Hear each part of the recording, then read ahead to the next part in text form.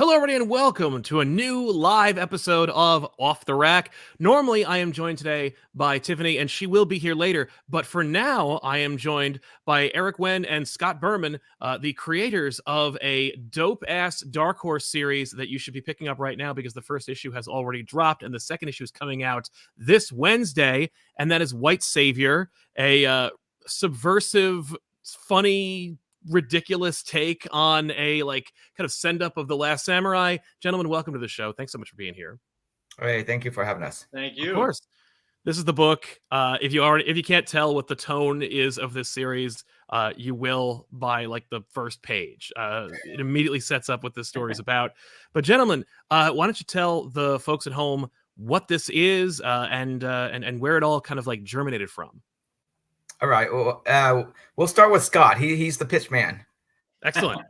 So Eric and I have developed a system in which we realize who's better at saying which parts.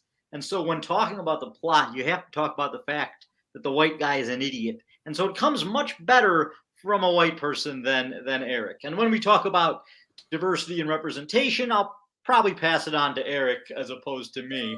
But yeah, the book is a spoof of movies like The Last Samurai. But in this case, the Tom Cruise character is not the hero destined to save everybody. He's in fact a drunken idiot. And the hero of the story is an Asian American teacher who time travels to feudal Japan and has to convince a small village not to follow the white savior. Right over there, that's the perfectly practiced pitch. If I'm ever in an elevator, I'm dying to do it because they call it the elevator pitch, but I don't go anywhere. So I highly doubt I'll be in an elevator anytime soon. Right. And Eric, how about you? What was your kind of I can tell how we got together. You can tell how this came about.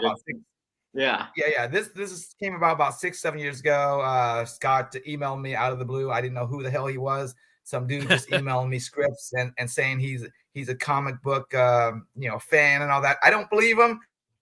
I said, yeah, whatever, At the time I was working on either Old Man Logan or Starboy for Marvel. I was kind of busy. Once that was done, I got the itch to create your own work, and I actually took time to read one of his scripts.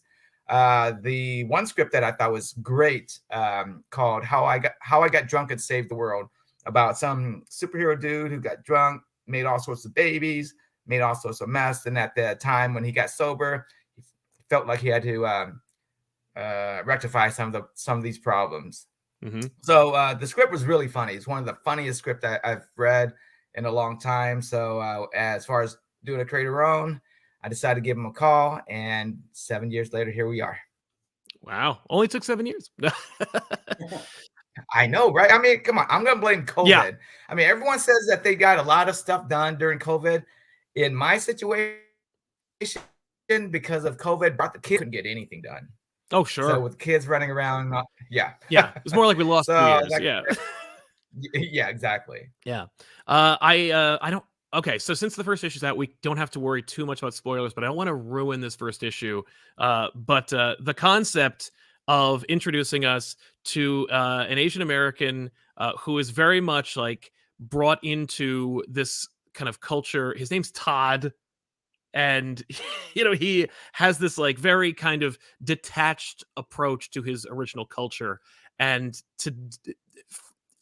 I didn't know that there was going to be a time vortex involved in this story. I thought this was going, when I heard the pitch, or when I saw the cover, because that was my pitch. I didn't have Scott's excellent elevator pitch to back me up on this one. But when I heard the pitch or saw the cover, I just kind of assumed that it was just going to be basically set in that time period, and that we're just going to watch this buffoon kind of almost Big Trouble in Little China his way through this situation.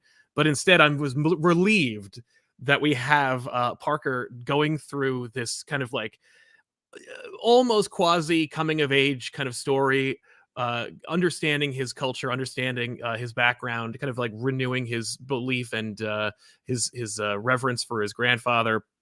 There's a lot of layers to this story. It's not just let's make fun of this stupid character that you see on the front of the cover, because and of course, like, he has an arrow through his head. It evokes the image of like Steve Martin wearing one of those like arrow through the head like hats and everything. But no, really, like, they all get slaughtered in the original tale that he comes from, and leads this poor tribe to death. And yeah, like you said, he's got to try and like pull them out of it somehow. A lot of different layers. Is also, of course, this like beautiful kind of enchanting yet I don't know, like, I'm trying to think of the right word to describe her, because she's more like duplicitous. She steals his wallet. Clearly there's something more to her. There's a mystery involved. Just, how does he get back there? Who is she? How often has this happened? That kind of thing. And I assume 4 issues we're going to get as much of this story as we can. Yeah, and hopefully there'll be much more beyond the 4 issues to answer any of those questions Excellent. we may or may not have purposely left ambiguous. It's smart. It's just the nature of the beast. But I think that you will get a full rounded story out of White Savior from the first 4 issues, at the very least. But there's room for more. Like, when I found out it was 4, I was like, oh, man, only 4. But I'm happy to hear maybe we'll see more after this. But check this out, because it's a really fun series. I love the first issue. Gentlemen, if people are on the fence, how are we going to get them to buy this book? Punch them in the face. Right? Just kick their ass. Yeah, like, let's just not waste time. Talking is exhausting. It's true. I do it for a living. I can tell you, it's rough. It's a real pain in the ass. No. I mean, it's the book, and it's got everything you'd want, in my opinion, in my humble opinion. It's got the greatest art ever by the greatest artist ever, Eric Wynn. It's got badass action. It's got joke after joke after joke. We hammer you over the head with these jokes to really let you know that it's a satire. And of course, it's all wrapped up inside this message. And we don't focus as much on the message as we do on the story, because hopefully if we get the story right, message comes out. Cleared. Exactly. Yeah. Well, gentlemen, I guess we could really quick talk about the art, because it is such an unexpected but really dope element to this story, because you could see it. It's almost deadly serious in its depiction, which allows for the comedy to be ratcheted up even more. But it's a really good looking series. It is and you could tell, like, the differences between like modern day and the deep past are like lovingly recreated and given this kind of really fun dichotomy between the two. You're like, oh, okay, I could see this book being like a contemporary romp about this guy kind of like meeting this girl, and he gets his wallet stolen. Who knows what's going to happen to him? But then we go back in time and we see these like lovingly recreated suits of armor and these beautiful villages and weapons, and it's all just really well demonstrated to something that's like to a person who is looking for that kind of thing. Eric, that's all you. Well, I mean, yeah, thank you. Well, you get a lot more in issue 2, 3, 4. You're gonna get naked ladies, swordplay, more blood, but colorful. So it's all accepting. It's not so dark, and it's in the way I did it, and so it's a fun book. I wanted to do something fun, not so serious, not so noir. Go back to my good old days of breaking into comics and not knowing what the hell I'm doing. Like Strange Girl, it reminds me how I felt when I did Strange. All out, whatever came to mind, that's what we put on paper. And Scott did a great job with making the jokes line up correctly. And I think the book, not only that it's but hopefully you'll relate to a lot of the characters. The cast that we put around Todd, they have great banter, they have great relationships, and I think that comes through later on as well. Nice. Before we wrap up, since we have these 2 comic book creators on the show, I figured I'd ask, because I saw a couple of questions in the chat. Do you have any advice for anybody who wants to tell their own personal story in comics? What would be your just kind of like one sentence. Here's how I would recommend like getting your foot in the industry, or at the very least telling your story properly. Find a sugar daddy or sugar, because it takes so long, and everything is back end, you know. Oh yeah. No, you got to make sure that money is set up ahead of time. Absolutely. Find a sugar daddy. I like it. My sugar daddy is Eric. Eric has been in the business for 20 years or so, and me, I've been in the business for about 5 minutes. And I tried to get in 20 years ago, and I finally got Eric drawing something for me 7 years ago. So I would say get a lot of irons in the fire, because you never know when something is gonna hit or not. Love it. Yeah, that's actually very true. Like having multiple ideas, never being married to one particular idea. And I think the one that we all understand is attach yourself to a really dynamic and fantastic artist. Make sure that artist can really like bring your work to the fore. But yeah, gentlemen, Scott, Eric, thank you so much for being here. Thanks for popping in and being and being a part of it. I'm really looking forward to seeing where this series goes. I hope people check out this series, because I actually genuinely did dig it. And I do have my first copy. It's over there somewhere. But you guys were nice enough to send me a PDF, so I didn't have to come down here and read it on my computer. Yeah, that's it. I want to thank you guys so much for being here. And enjoy issue 2 that comes out this Wednesday. So go to your local comic book store and check that out. And Jenks, thanks for being here. Awesome, thank you. Thank you. Our Instagram is what, Scott? What? You should know this, Eric.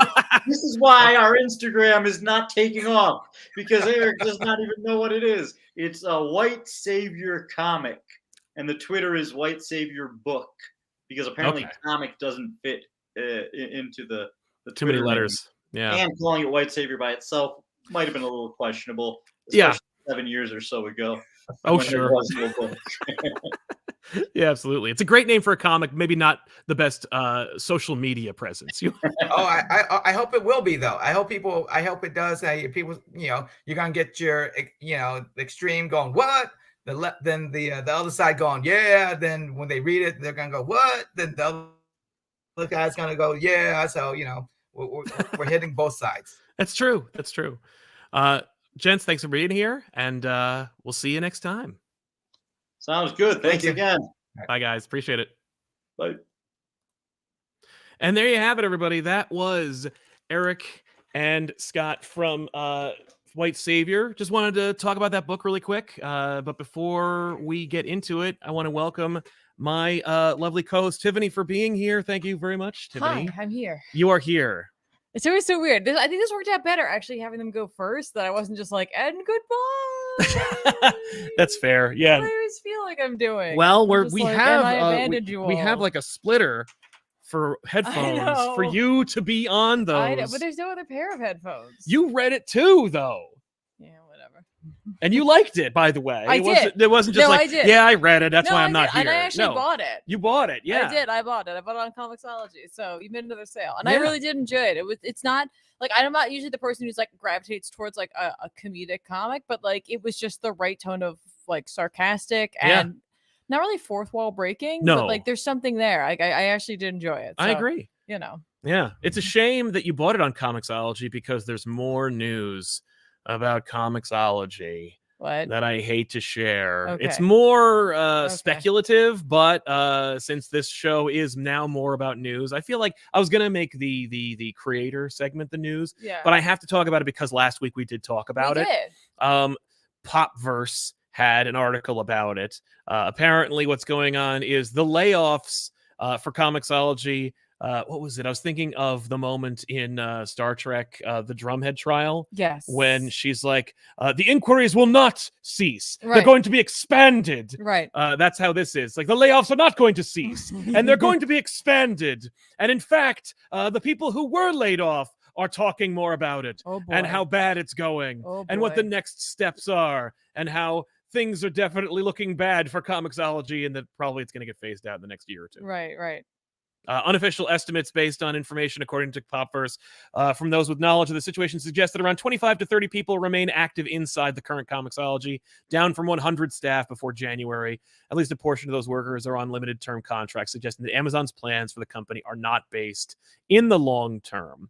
Oh boy. Yeah. one estimate from a source close to the company. I hate when that happens. I want a real source, or at the very least an official source from the company. But that's all we have to work with. And I thought it's just follow up. It's more, this is not an official report. This is just more like a tack on and an addendum to our original story. But one estimate from a source close to the company was that existing contracts remain through the end of July, though it's unclear whether any additional contract extensions would be in place following the end of that period. If I had to guess, I'd say no, based on how little we got about Comixology. There was no like official statement after the layoffs that said like, hey, I know you heard a lot of scuttlebutt about Comixology, but I want you to know Comixology is strong and we are continuing and we're very proud. No, there's been nothing. Right. Just we laid off 75%, 80% of our staff for that thing, and that's that. I think that now we're in the speculation, we're in our own personal commentary of that segment. Yeah. I don't think that it means your comics are going to evaporate and disappear. No. That's the most important thing. I think that it's mostly about your comics will be integrated into Kindle. Yeah. And it could just also be that they're trying to figure out what the minimum number is that can run. Right. Like we fired most of them to save us money.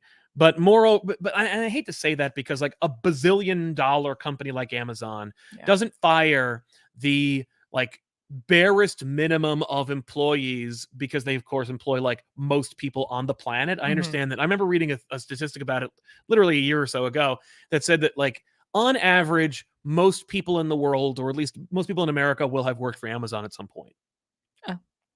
Like that Amazon can't keep up with their, like if you were ever going to work for Amazon, you did. Yeah. And you're not going to stay there because Amazon is a crappy company to work for. Right. But yeah, I would assume that they're like, they didn't lay off the majority of Comixology staff to save money. Right. Because really like 50, like 70 people, that's not going to save you billions or even multi-millions. You know, it just ruins people's lives. But I could see them firing them for that case where they're like, here's the skeleton crew for Comixology. Is that enough? How many more do we need to add? 2, 3? You know, but not a dozen. Right. So I think what you said is actually probably more likely. Yeah. They're just trying to figure. They're like, okay, we don't make a lot of money over here. Yeah. So I have a feeling some of those Comixology originals we won't be seeing so much love. Probably not. Put into those. I doubt we'll be seeing them at like a con. No. So no. I don't know. That's true. That's a shame. Yeah, it is a shame. I want to also mention that this show is sponsored by viewers like you. You're watching the show live, give us a like. And also, if you want to use Super Chats, you can do so by, doing whatever. I don't know how it works, but you can use Super Chats, ask a question or comment. It's here on the show forever. You don't know how it works? I have used Super Chats. It's pretty simple. If your account is linked with it, you simply do it. It's in the comments. It's in the chat. It was just. I haven't done it in a while. I don't watch a lot of live shows. I make them. I don't have a lot of time to watch them. I've used Super Chats on our own show sometimes. I'm like, yeah. I should also mention that this is just a shout out. I am not paid by, speaking of sponsors, I'm not paid by DC. I'm not being given any money. I don't work there. But I do have a DC Universe Infinite account. And because I do, they sent me this book. And they did that for a number of people, where if you have a DC Universe account, they'll just send you things like this comic book, The Death of Superman Deluxe Edition, which collects not just the Death of Superman, the entirety of the story, but also for how much? Nothing. Okay, now it actually sounds like we're doing an ad, but we're actually, I didn't know that this happened. No, I know. This is just a free thing that they sent me because I have an account. There was a thing that was like, you have this level of an account, which means you are entitled to a free gift. Click this thing and send us your address. Oh, okay. It was like an incentive thing. It wasn't just like something they randomly decided, like, hey, Sal looks like he could use some more books. And it's like, no. Send him a little gift. No. It's like, if you have if you have an account, you may be eligible for getting this yourself, is my point. And this is just one of those things. It's just an incentive for folks to sign up for DC Universe Infinite, which is not a bad service. I like the reader. And this is, by the way, it's fortuitous because, with Comixology on its way into further obscurity, perhaps that might be an alternative for you. It's not a bad looking trade either. No, it's actually a really well looking trade. But look in the back, no UPC. This is a DC exclusive. Like DC made this, and you then can't resell that. No, it does have a lot of other fun things in here. It's got ads. It's got it's got the whiteboard from the Death of Superman. It's got pictures from the writer's room. And the thing that made me the most excited was it comes with the Newsweek article, like the magazine that they put out after the death of Superman. Oh wow. News Time, I should say, that has like News Time. This was a magazine. We have one in the really? library, but it has these great like ads, like things are booming in Coast City. Advertisement. Can't do that anymore. Nope. Oh my god, what a great idea. And now we come to the part of the show where Sal just looks at books he likes to look at. Yeah, but anyway, check it out. It's neat. I don't know where else you can get this. I was going to add it to the collection, but like I can't scan it. That's great. So yeah. Any news from you, Tiffany? Anything you want to talk about? Nope. All right, and let's talk about some comic books. There's some super chats too. Oh, there are some super chats. That's true. But let's do a book or two. Okay. Before we do that, of course, I read Daredevil #8 from Chip Zdarsky and Marco Cicchetto and Eric Arcanega. I think it was mostly Cicchetto, but that being said, Arcanega is the colorist. there you go. Nice job on the colors. But yeah, this is. Yeah, so it's funny. You can really. That's not a good sound. Yeah, this is a great cover. You can. I meant you. No, you can feel the disparity between Punisher and Daredevil as books. Between like in terms of like what's happening in them, or between in terms of who's tone? involved with them, or who even knows what's going on in them. Like Zdarsky and Aaron have done a very nice job just by cosmetically coming up with the idea of doing hand stories at the same time by working in some way to coordinate those stories. Mhm. But Mhm. if you're reading Punisher, it's almost a different character in Daredevil. And if you're reading Daredevil, you don't get any of the of anything from the Punisher book. Like if you're only reading Daredevil and you don't know anything about Punisher and you just saw back issues and you're like, this is not what I heard, what you said.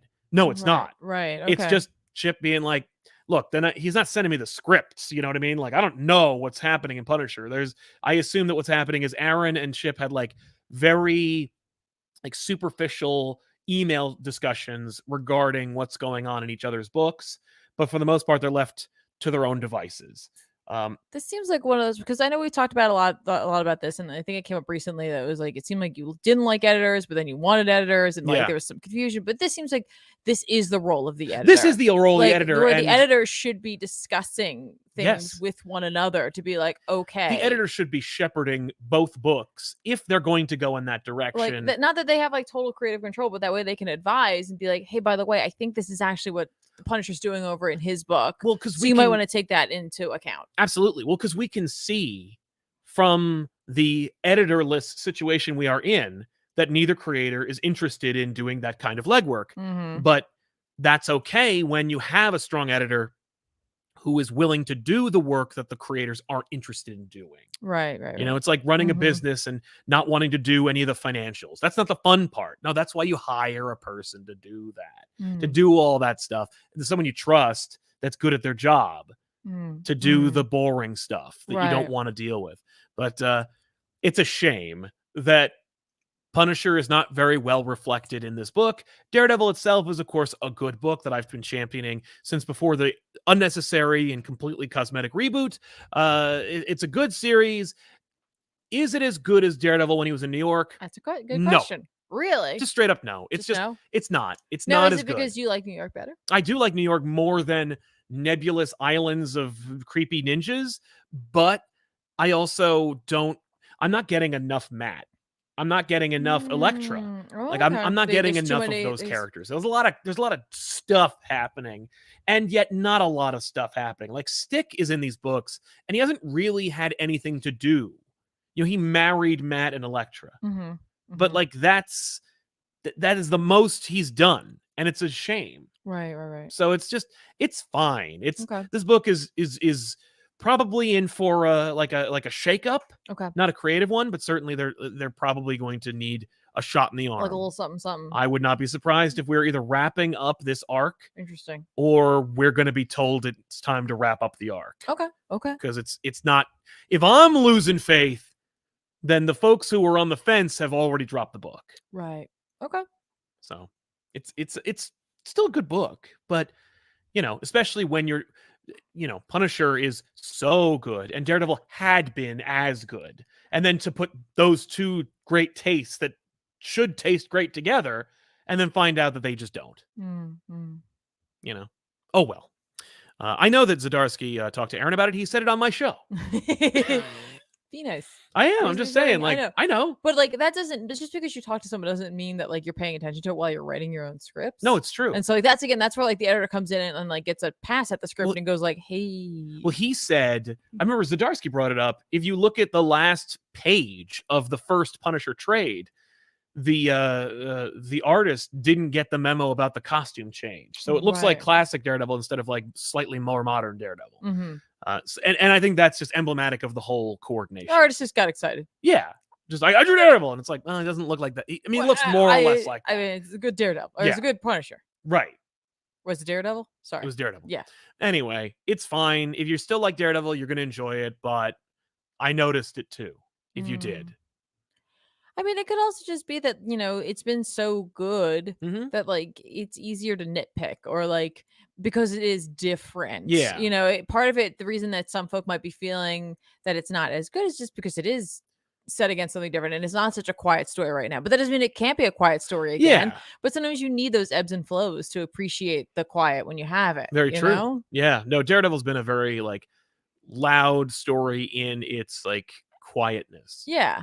But now for it to be like a little more bombastic, to have like a little more, a like, little more. Not necessarily. It's not an event. It's just like oh, here's like something we're doing, and it's on a grander scale. It's like it's gonna feel different. Well, and we have like similar plot threads like being paid off. Like in the Punisher book, like Captain America, Doctor Strange, Wolverine, Black Widow, they're gonna team up and fight Punisher. But also in the Daredevil book, like he's going off the rails. So Captain America and Spider-Man and other characters who should be crossing over and should be already have their hands full with Punisher are gonna try and take down Daredevil.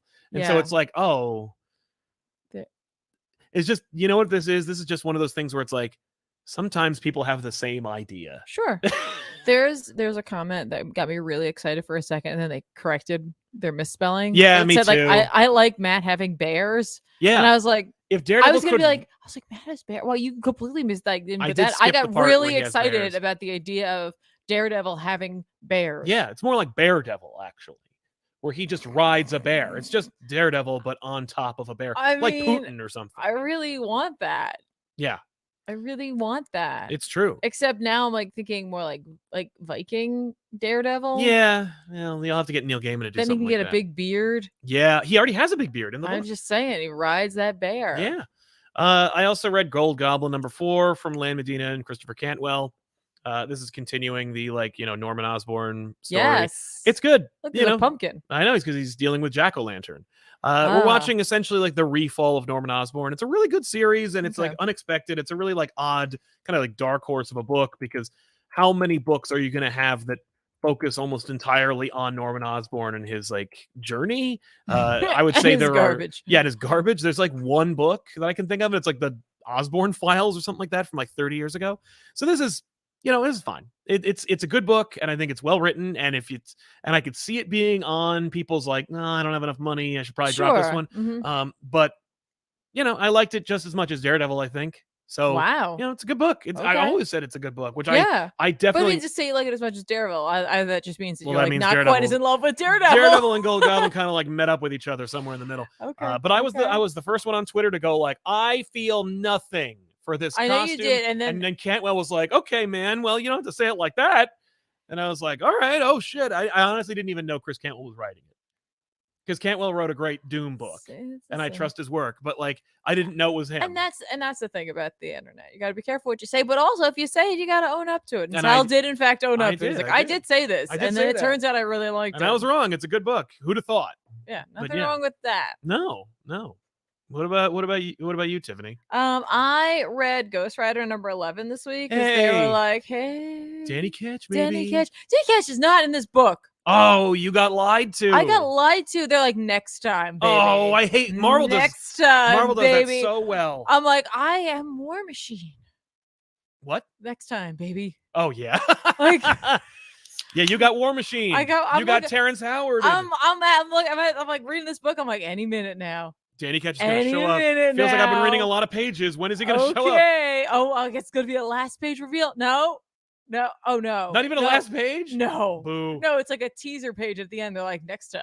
That sucks. The cover is next time. You just wait. Just wait. I mean, this was good. It was good for me to like read that summary because again, I've been like spottily reading this book. Yes. But I gotta tell you, the summary did really help to like Contextualize. I was like, what's going okay, on. I remember this, and I remember that, and oh, okay, I see how this kind of, resolved itself, and I see where we are now. Okay, gotcha. All right, we're doing okay You now. got catched fish, according to Danielle. I was not thrilled with that. With, like, with that bait and switch? Yeah.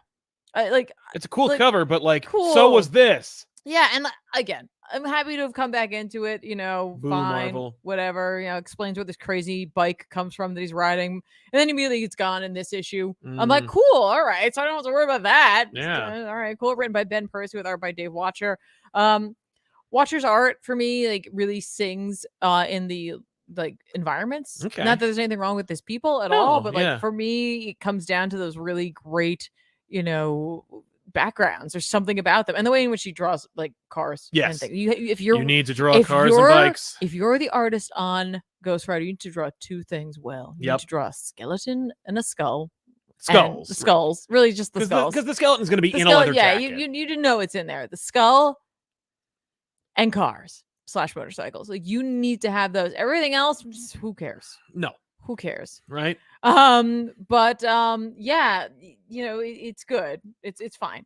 Okay. I like it. Yeah, but it didn't blow your mind. I know you. No, I like it because it's like it's gritty and it perfectly suits the mood of this comic. 100%. And I need to see a little more like Ghost Rider action again because I did remember it from earlier and how great it looked. And in this particular issue, there wasn't a lot of that. It was a lot of like catch up and like kind of like doing sort of like a montage of like things happening so that we can span some time and explain some stuff that's going on. I'm like, sure. So you don't really get those great big hero images. There's a couple in here that are pretty spectacular though. Yeah, but with Ghost Rider, I mean, like Moon Knight has never failed to give you a dope Moon Knight moment. Right. And there are some cool stuff, but then like I mean, like there's just some moody, gorgeous. Yeah, that's good looking. Like I'm like, it's cool.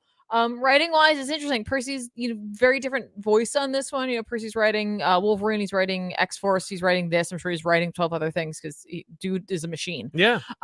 This is a very different voice, and I forgot how kind of edgelordy it is and a little angsty, and it should be right. Got a little heavy-handed in this issue. About halfway through, kind of evened itself out. Yeah. But like early on, I was like, but how on the Mackie scale is it? I mean, it's not there, but the Mackie scale is very different. That's like it's calibrated very differently. It's calibrated very differently. I'm not really complaining about this book, other than the fact that I was promised Danny Ketch to show up, and they're like, no, a next issue. So for $9, yeah, you got me twice because I'm coming back for like you got me to come back to this with the promise of Danny Ketch, and then you're like, he's not in this one, so I know you're gonna write the next one. They could do that for 2 more issues after this, and I'd still be like, okay, but yeah, they might. But this time, this time he's gonna be there, right? He better be, right? They're like, sure, yeah. Okay, here's my money. Okay, no, damn it, next week. But it's fun. Yeah. Okay. No, I really have no complaints. No, really, like yeah, but it's not. It's fine. I think it's just the fact that you got hosed. Yeah, that's really what it is. Yeah. Like I think I'd be more excited about this book if I hadn't. I'd be like, yeah, this is a good issue. We deal with some stuff. We, clean up some loose ends, and set up the fact that we're going to the next arc. Yeah. Instead of being like, you're getting this guy. Just kidding. Yeah. Not yet. Boo. Adam Venhouse says, do you think the previous regime was going to make Barry #2 Reverse Flash, keep them lights on? No, that was they've got plans, and it wasn't Reverse Flash was never part of them. Ali Elziadi, the look on Michael Keaton's face when he says I'm Batman is so good. He looks so happy, like he gets to say that in the movie again. Yeah, a little too happy. I saw a poster for those character reveals, and he's still smiling in the poster. And I'm like, I mean, I guess he's more well-adjusted. Maybe he's a little, maybe because all the characters, maybe all his villains are dead. And he's like, I mean, I dress as Batman, and there's nobody to fight, so it's fantastic. I can move my neck. Yeah, I can move my neck. I'm thrilled. I'm a happy man. Exactly. Chocobo Kid. Oh my Tiffany, your hair, it's fantastic, by the way. But your hair, wow. All right. Thank you, Chocobo Kid. Let's address the elephant in the room. Yeah, a few people did notice. Yeah, folks noticed. It's not real. Well, Well, no, I mean, like, you're not naturally a pink. Right. No, but it's not a done deal, guys. This is actually an attempt to find out if this is a thing I'd like to do Yes. with my hair. And it was a less expensive, less fully committed thing to do Yes, then just doing than it. just going doing to the salon it. and Because I'm not that person. I'm not that spontaneous and reckless where I just go, all right, like Here's make my my pink hair like platinum blonde and then make it pink. This is something I've thought about for years. Mhm. And even at years, I was still like, all right, let's get something that's similar to it. And I like cut it to like my normal length and all that. And so like I'm just saying it's just the thing I want to wake up to every day where I just go like, hey, I have pink hair. yeah, I have to go to work like this. right? I have not worn this to work and I do not plan on doing that. I would literally just have to come into work and be like, my hair's pink now. Please don't fire me. Right. Well, you could sue them if they did. B Black, love the hair tip. My friends did the same thing at our party for the halftime show. Impressive. Riri did a performance while pregnant. I couldn't even tell. Yeah, that was a shocker. Yeah, I And heard that's the same like, thing. I mean, like, good for her to be in that type of like incredible shape Yeah, because like pregnancy takes a toll on a woman. It's and true. And then to be like able to perform to that caliber as Yeah. well. I'm like, right. Especially on that Yes. stage, she could have been hit with a giant mallet, or a giant hand could have descended from the skies and hit her that's true. if she'd run out of time. Right. And I Jose- think she had a pretty good percentage rating though. So Yeah, she's doing good. Good. Jose Rivera, DC Universe used to send care pack boxes to fans in the message boards. I got an awesome Superman box a few years ago with a nice letter. Yeah, man, DC Oh. Universe, DC fans used to do that for us as well. And then they were like, no, because YouTube was like, you can't pay people with things without declaring it. Chiam Crasher, could you recommend some good comic adaptations of works from other mediums like movies, games, and novels? Also, Tiffany's hair looks lovely. Okay, well, thank you all. I mean, if you're talking about, if you're talking about like comic book versions of things from other places, you got to read Frank Miller's RoboCop. You have to read the Dark Horse runs of Aliens. They're the best Alien like sequels. Similarly, Terminator has some pretty good or at least good to fair outings. Predator as well. You don't read a lot of like comic book versions of things that started from movies and stuff. Darkwing Duck had a good long run for a while. If you were looking for Darkwing Duck, I think it's out of print now. I'd say The Witcher. The Witcher is The a good Witcher comic book comics series. are there's quite a few out there. They do them in like little like I want to say 5-issue like mini kind of things. You can get a bunch of different ones, a bunch of different artists on them. IMDb's Ghost Rider or IDW's Ghostbusters was a good series for a long time. It was like Ghost Rider. Yeah. Like, what? Ghost Writer from Oh. PBS. No, it was, the Ghostbuster series was really cool. You can just read Mass Hysteria. Unfortunately, it's out of print. You'll never get it again. Joan Fincher says, I'm in a bad place with Marvel and DC. I watched all Marvel put out, but I couldn't take it, but I could take it or leave it. And now I have to wait for DC to try again. I was okay with waiting, but this trailer triggered me. I can't help you there, my friend.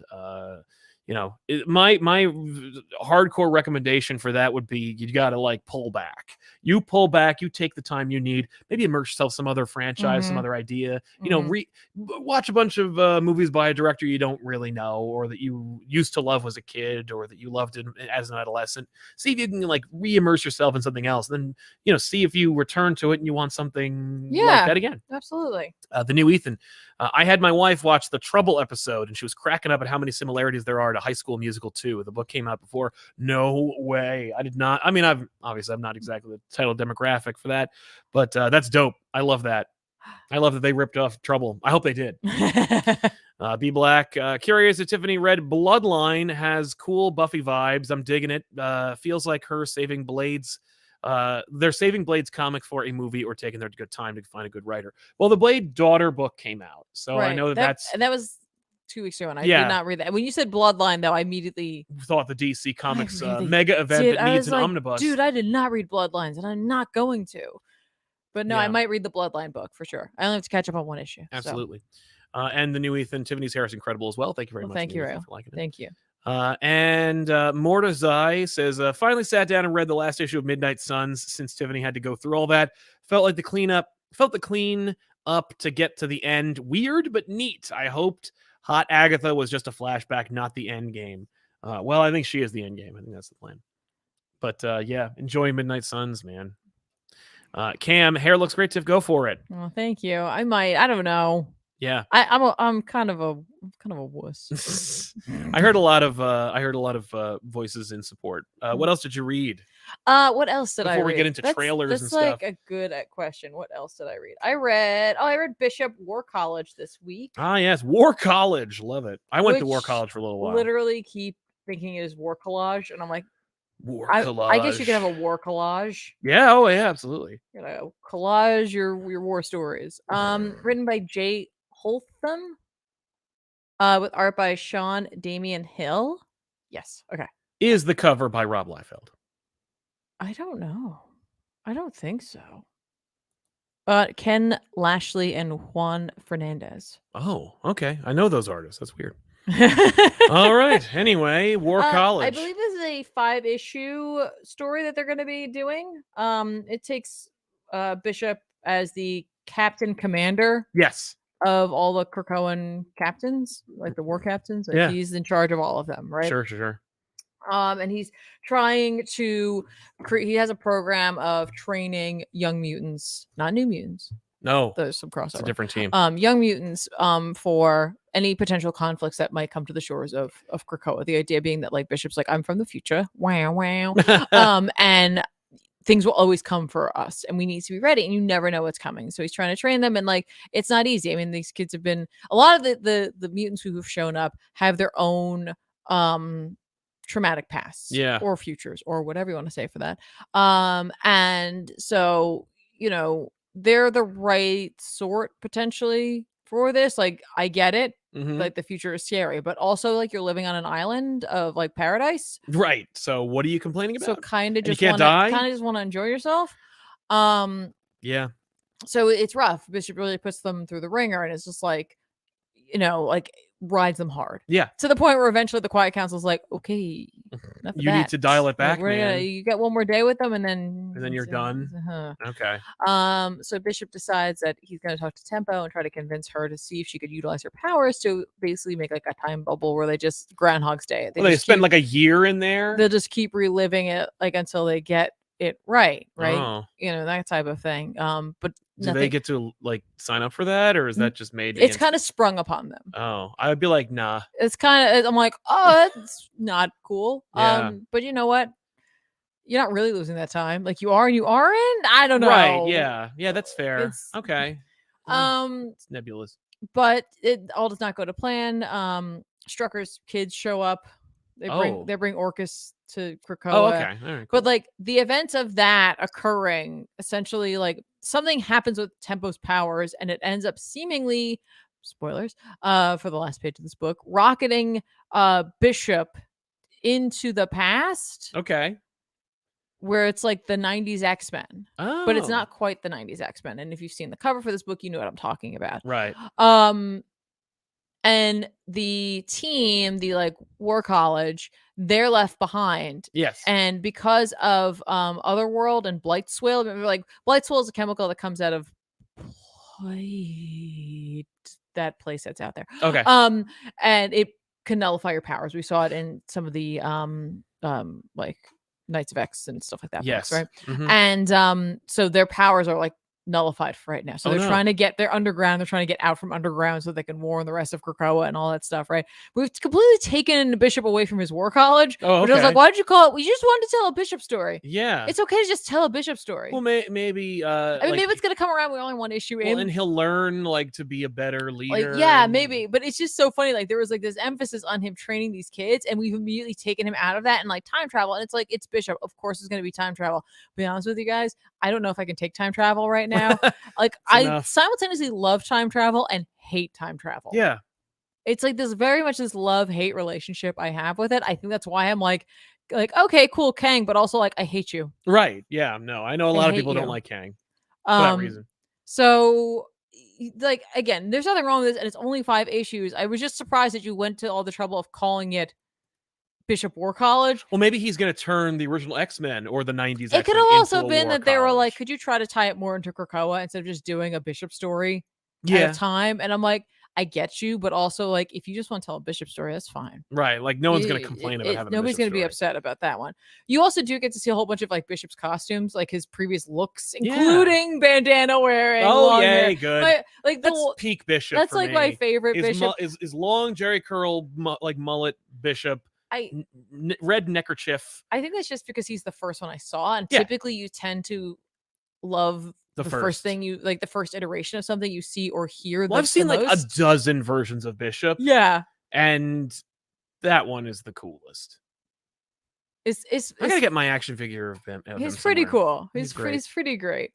So that's where we are. I am wondering what he will glean from this experience because it seems like Bishop's not wrong either. Right. I mean, there is stuff constantly coming for them, but it's from all over the place, and it seems impossible for anyone to prepare fully for unless you have like a person who's lived like a bunch of and if it wasn't for the fact that Destiny is so embroiled with so many other things right now, it seems like Bishop would really be like, you and I need to talk. Yeah, exactly. Like, but I feel like it was just something that couldn't happen because they're like, Destiny's doing too many things in too many other books. She's very busy, yeah. Just do that. But I mean, you got Bishop going back to the 90s or a version of the 90s X-Men. Makes sense. You know, you can't help yourself there when it comes to Bishop. So I know. If you like Bishop and you like time travel and like you're not like me who's like hate it. Kind of tired of it. Yeah. Yeah, like I'm not sure how I feel about it. You can go check that out. Again, it's only 5 issues, and we only on issue 1, so it's easy to catch up on. MNM says, any chance that Keaton is Thomas Wayne Batman? You could have dead father, dead son relationship with Affleck's Batman, Flashpoint button style. That's a neat idea. I don't see them doing it. I think he's just going to be the one from '89 Batman. I think that's the plan. Like, I don't think they're going to like try to pull the rug out from under you in that regard. I think it's just real Batman. I of course read Gotham City Year 1 number 5 from Tom King and Phil Hester. Man, you know, when I was a kid, Phil Hester was drawing stuff like Green Arrow. I was like, yeah, he's kind of fun. Yeah, he's got kind of like a very simple like line kind of style. Whatever, really easy to discount. At least it was for me. But I didn't get it. I didn't get Phil Hester back then. I appreciated him kind of, but I was like, that's a little too simplistic for me. But I'm a dummy. I've always loved this book. I like to think it's because you met me. I mean, definitely you have influenced my understanding of art to a degree that I couldn't think possible. But you know, Hester was born to draw this book. It's incredible. This book is it's the penultimate issue. There's 6 issues of this series. The next one comes out soon. I haven't read it yet, but it's been a beautiful mystery. Well, I will say, you know, I kind of like. We made a bunch of fans by being able to point out certain Tom King-isms. You know, I was like, oh no, a story about a tortured man who meets a woman and she's really strong and she pulls him out of the hole that he's in. What an original concept. But you know, that that's not what this is. But B, this seems to be a trend with him now where it's like if he's doing a mystery, the first up until the last 2 issues, all those issues lead up to a mystery. Then the penultimate issue, regardless of issue numbers, 8, 5, or 8, 6, 12. Those are the numbers. The second to last issue is a character will explain the entire mystery and isolate, like, catch up the reader with what they missed and tell them who the murderer is and what the mystery was all about. And then the final issue is the denouement. Right. I don't know. Normally when I do that, I'm usually pointing it out to talk about like how hacky or obvious it is. I just kind of like that. I haven't. I'm surprised because I don't normally get mysteries like that. Normally it's something like, you know, some hacky nonsense. But I don't know. I'm like, I noticed it in this one because I think King himself like tweeted and he's like, "This is the issue where we explain everything," and I was like, "You did that in Rorschach and Strange Adventures and this." Well, yeah, but he didn't do it in the other things that I like. And Human Target. Yeah, but he didn't do it in Supergirl Woman of Tomorrow. There was no mystery. That's just saying. Like, he doesn't always do it. He doesn't always. Well, that's because he doesn't always do a mystery. Yeah. But when he does. But yeah, that being said, this book's great. Don't let anyone spoil it for you. Just read the series. Just buy them all. Just buy them all. There's only 6 issues. Just buy them all. Yeah. Another quote that we'll never get on a cover. What do you got? Oh, I read Storm and the Brotherhood of Mutants Naturally. number 1 this week. Good. Because I said I was going to. You did. and because I wanted to. This is the Al Ewing entry into the Sins of Sinister. Yes. Which is interesting because all right, so it's written by Al Ewing with art by Paco Medina. Yay. And it's Sins of Sinister, Storm of the Brotherhood of Mutants. It's Storm of the Brotherhood of Mutants part number one, Yes. right? However, when you look on the credits page, this is pretty smart of them to do. It says part 2, Storm 7. So that means that this is part 2 of Sins of Sinister. Cool. So okay. it's kind of like a little reading order for you. Yeah. And also like helps you to kind of keep it all straight. I'm like, okay, cool. Right. So yeah, this is like we're in the future, right? It's all about the future. Which is like I'm like, this is time travel, but not This is because alternate future. Because time has actually gone forward. Exactly.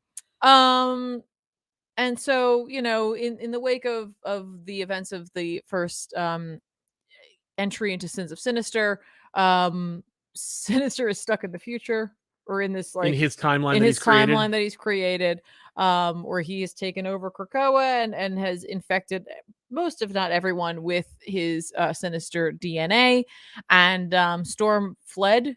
Yes. Was able to get away, and has seemingly had sort of teamed up with Destiny and Mystique, but we find out no, not so much. So she goes to Arakko, and we know from the last issue of Sins of Sinister that Arakko doesn't make it. So you kind of get to find out what happens. That like they send like a couple of Chimera up there, and like Storm along with all the folks from Arakko and like others that they can get to come help from other parts of the universe do try to come. They make it seem like it's like an attack by Orcus. Mm-hmm. And they destroy Arakko, and Storm is essentially, her base is like floating in an asteroid field, right? And you know, she's got characters like Korra and WizKid and Ironfire, and Cable is there, and Cable merged actually with there was a mutant, I don't know if you remember it, from some of the X-Men Red, who was a keeper of Arakko lore. They were like a bunch of worms, so they came together as like one worm, and they had like a living history of like everything that they remembered and learned. Mm-hmm. And then part of them, they were destroyed, I think, by what's his name, Uranus. That's really weird. Why? Because there's another iconic character, Xylo. That's who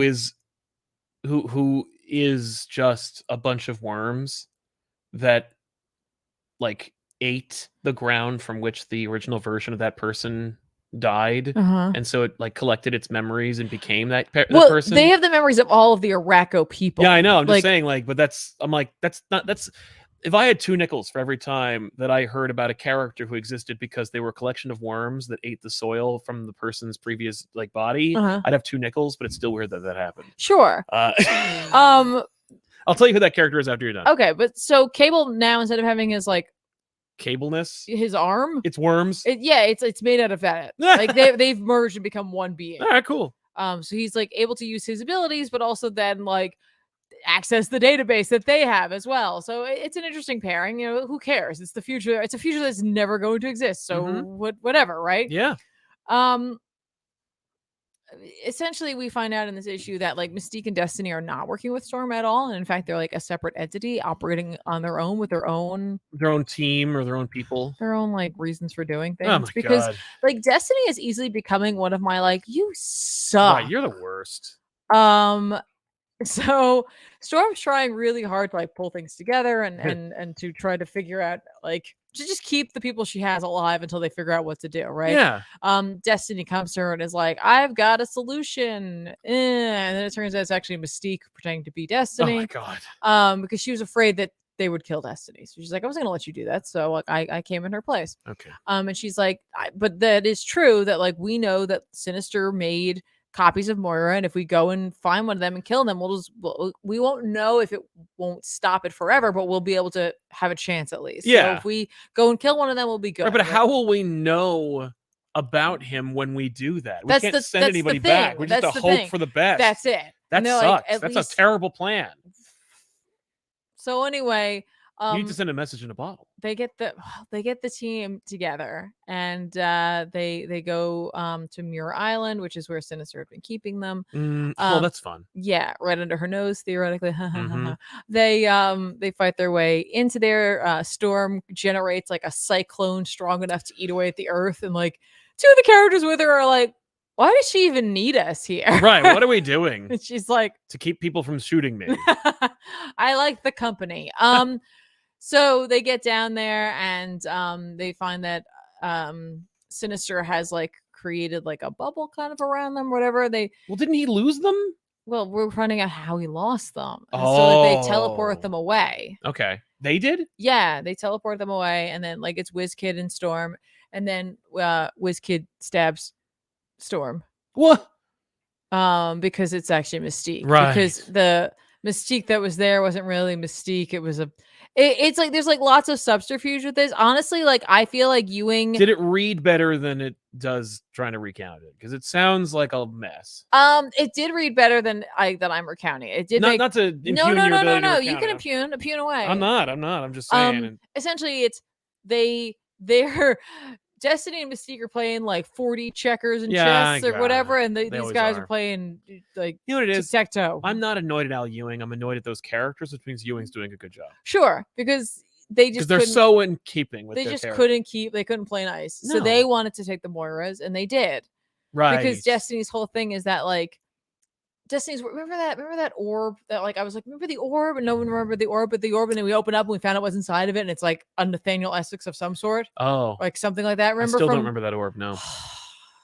Jeez, it's like I didn't read it's it. like Forget Me Not. Yeah. Who? Yeah.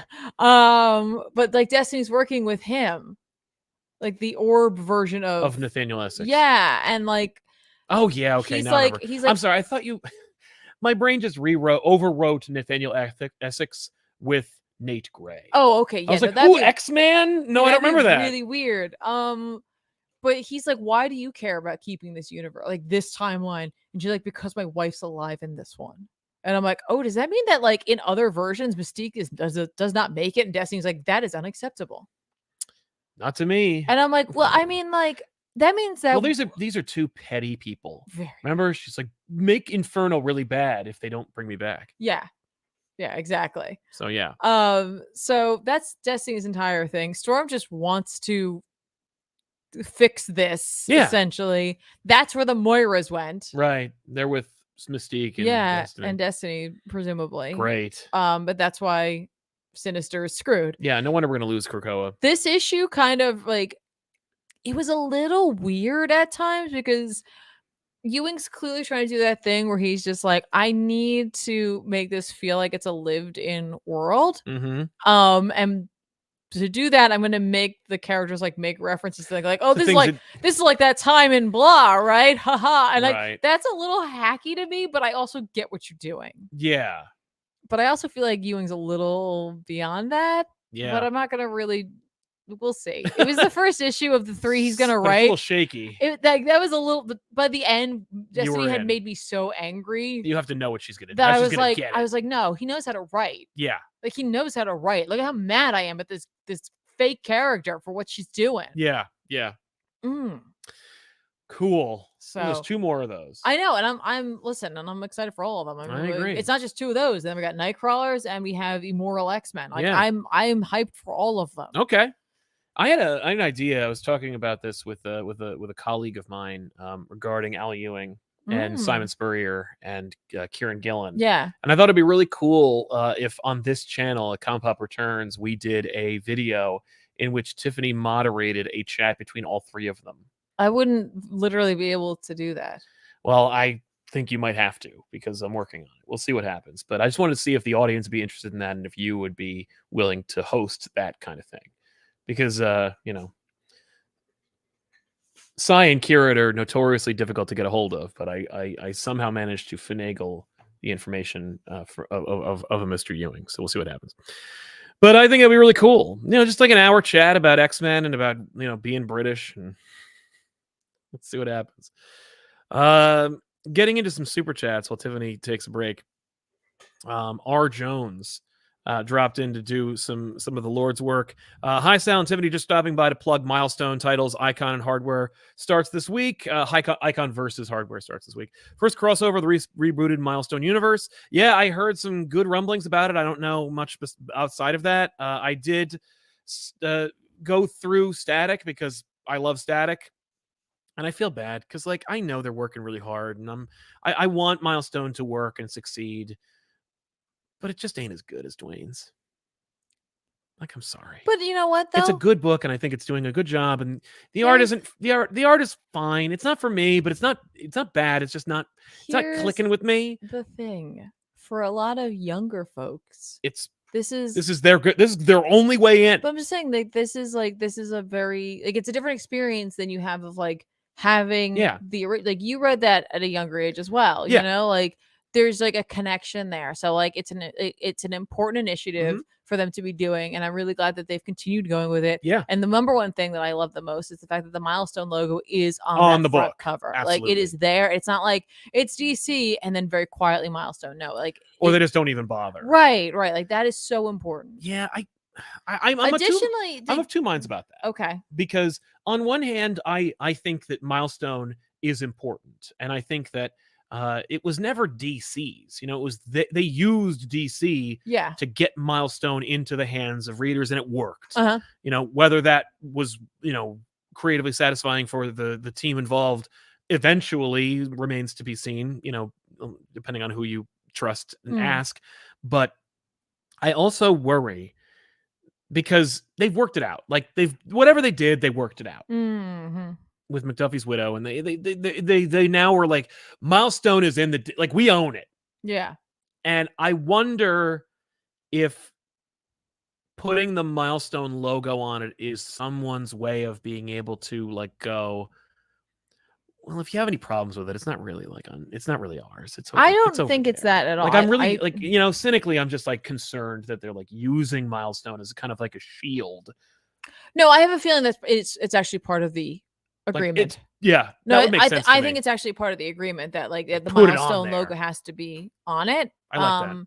And so instead of like doing it in a hacky way, they're just doing it. No, I don't think it's that at all. Okay. I think it's less nefarious than that and more of a legal deal. Okay. Additionally, just that, you know what, like, it should be on there. Yeah. Like, DC didn't make this. No, it's exactly. They're printing, but they do own it. Well, now they do. Yeah. And I well, like when they did when they put out like Wildcats and stuff like that, they put the logo on there. The Wildstorm logo? Yeah. Did they? I thought they did. Maybe they didn't. I think Wildcats question everything. Wildstorm is one of those things where DC is just like, no, Jim Lee sold that shit. And just like with Vertigo, I mean, like, that was the imprint, but I mean, it was almost his own little thing over there. And like DC. Well, DC is like, no, you're part of us now. Constantine's on the Justice League. Oh. Yeah. That's him eating the characters, I guess. Yeah, but I also like if they do, like, because I don't really know. I watched some of the most recent documentary, and I was like, boo, I don't like this. I don't believe you. But if it's in, go in. Like, I want, like, the second half of the DC studios to be Milestone. Not be like, okay, and the next chapter after, like, the Swamp Thing movie comes out is Icon and Rocket, Static Shock, or Static, I should say, Hardware, and Blood Syndicate. Like, I mean, that would be freaking amazing. But I also 100% Static should be on the docket. Static should be on. They should bring back the cartoon. Yes. They should make a Static movie. Yes. Produced by Will Smith because he loves that goddamn character. If you go back, I'm just thinking of recent events. No, yeah, but he can help bankroll it. He'll bankroll it, and he can play the dad. Well, and his son cannot be in it. I think that you cast the characters, you do an open casting call, and let whoever comes and has the best showing play the roles that they should. If you get Will Smith, you're fine. I mean, I get you. I definitely get that. But Will Smith loved that character so much that if you go back and watch Fresh Prince of Bel-Air and you go to the pool house, he has Static covers on the wall. That's nice. I'm like, and they never pointed it out, but if you watch, you're like, hey. But Static should be back, like, in a big bad way. Like, I'm like, this and new, then they can seasons... synergize it by putting him on the Justice League or something. Well, not that that's a book right now, but, like, you know what I mean? Like, no, he should be on he should be a Titan. He should be a Titan. Static should be a Titan. The Icon and Rocket should be bigger. you know, I would love to see hard. Could Rocket also be a Titan? I think she should. She was in the Titans cartoon. Okay. You can see how much I watched that. I'm sorry. No, neither of us watched that show. I'm sorry. I watched a little bit of it and I was like, this is cool. I don't want to get into it. But yeah, no. And Static was in the Justice League Timverse. Like, Batman crossed over with him, and the Justice League went back in time and met up with him, and he's like old, and it's really cool. Anyway, more milestone. Josh Wallabaugh, hashtag Team Pink Hair, agreed. Thank you. KB, Comic Pop always gets paid. Agreed. Tiff, are you going to read the new Doom Patrol run? Thank you both for the hours of quality entertainment. Yeah, you know, I gotta tell you, like, I am definitely gonna check it out because Doom Patrol has had many different writers. It's had a lot of different feels and vibes. I really connected with the Gerard Way take, and so I think it's going to be a harder sell for me. That doesn't mean it's a no at all. I just know that I'm going to need to give it a little more time, I think, than other folks who are just jumping on or just fans. Like, I just really connected with that Gerard Way run. So no, it's true. Oh my god, I forgot. Someone in our chat wrote Blood Syndicate. You gotta get some Blood Syndicate up in this. Yes. I mean, that'd be a movie. I mean, reads like a movie. MN&M says, wait, who's the worm character? Oh yeah, Shredder. That's how they brought back Shredder after they killed him. Shredder's worms. Oh, that's gross. Yeah. Or at least he was for a little while. There's a whole TED Talk in this. I agree. Tanner Matheson, just want to say thank you for the small episodes. The episode that got me is Green Arrow Quiver, and I've watched every episode since. Also, Legends of the Green Flame. Iconic. Agreed. Yay! That one's a little forgotten one. I love that one, though. Yeah. Thank you, man. Absolutely love that one. Yeah, no, I the thing is, I know we were talking about the slate, like the DC slate that's upcoming, and it's like, you know, I love that Jon Stewart's there, and I think it's like, I can't wait to see what they do with him. But like, I literally was like, and Static, and anyone, and any of them, but like Static, I think is the doorway. Yeah, like I think then you bring in like Icon, you bring in the Blood Syndicate, like all of that, but Static is the doorway. Yeah, kind of like, you know, like Peter, like it's he's like, hey, you probably know me, right? You probably watched my cartoon, exactly. So come on. I know I did. Like, that's how I knew Static. No, it's true. So like, to find out Static was like a comic book, I was like, oh, that makes sense. Yeah. No, that cartoon was. Additionally, did you guys know that last week I didn't bother to, or I didn't think to mention this. I just noticed it when I was purchasing some books. I made sure to take a screenshot of it so I could go back to it. Yeah. Then DC put out the DC Universe by Dwayne McDuffie. Yes. Yes. When Jason Inman was on the show, he was like, he bought them because he's worried that DC shoved Superman on the cover so that, like, to boost sales. Yeah. And that he's concerned they'll never reprint it again.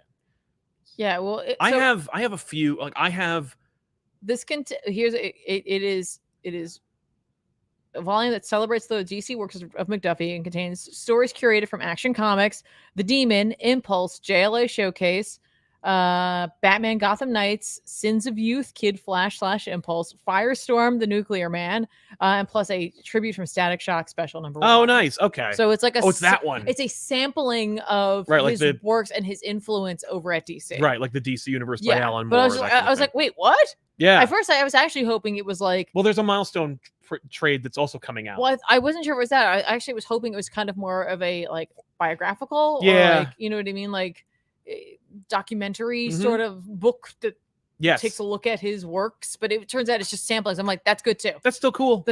Yeah. I gotta go over his Justice League run. I don't think it's in print, but I'll have to go check it out. Green Flame, be back. I like Bishop's comic, not so much the narrative structure. Seems like an ABC plot between Bishop, his mutants, and Tempo. Was hoping for a more linear story, but maybe that was the editor's decision. I'm telling you, that book feels like it wanted to be, here's the Bishop story, and then they're like, could you gotta do something with Krakoa more directly. Yes. And so, like, I totally agree. It reads a little more, but I think the writer has a lot more work, I think, with TV and movies, and it does read a little bit more like that. Like, we switch from this plot to that plot to this plot, which you do see in comics. Yeah. But it definitely reads a little bit more like a script for a show. Right. I think that might be what you're feeling. But like, I do wonder though if they were just trying to like, I want to do a Bishop story. Right. Which is a harder sell, unfortunately, because he's a smaller character. And stuff like that. I don't know. Like, I feel like if you came into the X-Men through the show, Yes. you know who Bishop is. Yeah, that's true. Yeah. You're like, it's not like you have to sell like, who's this guy? Yeah. Who is this guy? Who is it? No, you know who this guy Who's is. this guy? But yeah, no, you're right. You're right.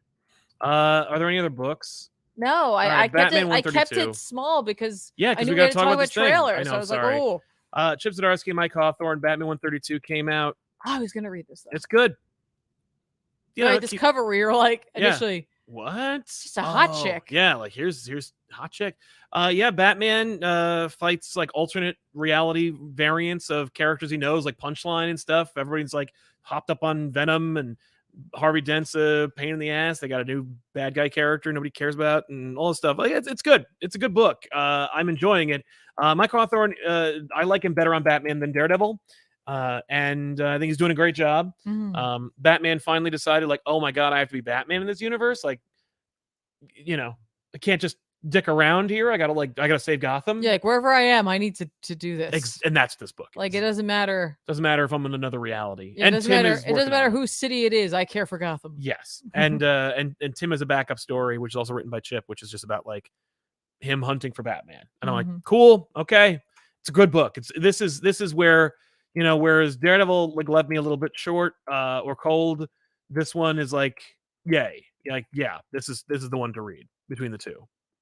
But yeah, so let's talk about some trailers, shall we? Sure. Like that Nike trailer? Like, what? I didn't see a Nike trailer. Matt Damon and Ben Affleck are doing a movie about the Air Jordans being created. It's honestly looks a little compelling. Wait, that's real? Yeah. Oh, okay. And I was like, haha, wait, this is actually a thing. It's literally about Nike trying to become famous. Oh yeah, I saw a moment from that on TikTok. Yeah. I was like, I don't care about sneakers, but I guess I'm like compelled to watch these two. Yeah. I don't know. Well, let's talk. Not that. No. Guardians of the Galaxy Volume 3. Yeah. Is has a trailer. We saw it. It is you know, obviously the final installment of the Guardians franchise from James Gunn before he leaves for parts unknown. No one knows what he's going to do after this, but I wish him well. Yeah, I mean, I just hope he gets some work. Me too. You know, he's a really auteur, really independent creator, but he does get it. Yeah. Yeah, I would. You know what I'd like to see him do? Let's see him handle the Valiant universe. Oh, but anyway, so yeah, this obviously this is a full-on trailer that came out from the big game. Can't say Super Bowl, but you can say get big game. You said it. Oh no. But yeah, no. So, what did you think? You saw the trailer. What were your thoughts on this trailer? I think they are intentionally trying to obscure things from us, but at the same time, like, hey, I know those uniforms. Oh yeah, no, yeah. Look wise, it's consistent with the first two. Yep. The uniforms are fun. A lot of like, I think we're gonna go for broke when it comes to visuals and characters and references. Sure. Like Adam Warlock obviously is a character in this movie. And yes. So, you know, and as I understand it, Gunn had to fight for Warlock over the last two movies. So finally, you know, Warlock's gonna be a major character. Yeah. I think he's gonna be, you know, like the thing they leave behind. He'll be the thing that like James Gunn gives to the Marvel universe after he takes away the Guardians. Yeah, I mean, this trailer made me feel like no one is safe. Yes, no one. And is I mean, it very much so. I mean, he's ending it. It feels like that. It feels like a goodbye. It feels like a bit of a button on the franchise. Yeah.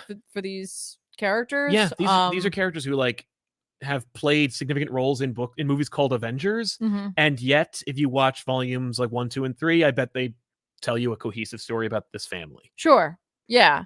I think obviously they're gonna be able to get a lot of emotion out of the fact that you're doing a story about Rocket. Like, yes. I think for a lot of folk that even if they don't love the movie overall, they're gonna be like, but that Rocket stuff. But you got to protect that raccoon.